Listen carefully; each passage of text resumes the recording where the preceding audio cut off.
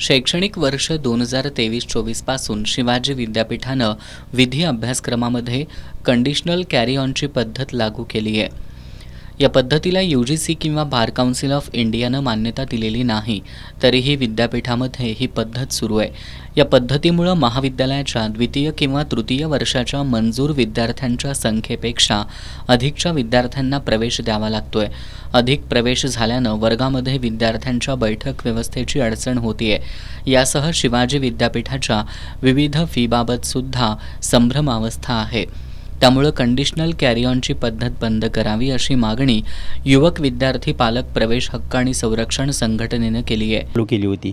पण या पद्धतीचा जर विचार केला तर ही पद्धत थोडी विद्यार्थीच्या दृष्टिकोनातून फार घातक वाटते. कारण या पद्धतीमध्ये विद्यार्थी जरी पहिल्या वर्षात नापास झाला सर्व विषयात, तरी त्याला पुढच्या वर्षात ॲडमिशन मिळते आणि दुसऱ्या वर्षात जरी तो नापास झाला, सर्व विषय राहिले, तरी त्याला तिसऱ्या वर्षात ॲडमिशन मिळते. त्यामुळं विद्यार्थ्यांचं कसं नुकसान होते, शैक्षणिक नुकसान होते त्याचं. यामध्ये पालकामध्ये पण चिंता व्यक्त केली जाते.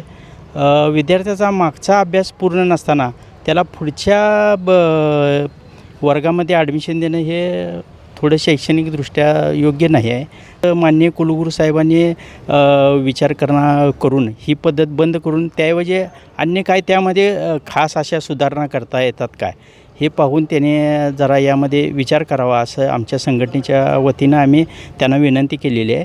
तर ती माननीय कुलगुरू साहेबांनी मान्य केलेली आहे. त्याबाबत विचार करतो म्हणून असं सांगितलेलं आहे त्यांनी.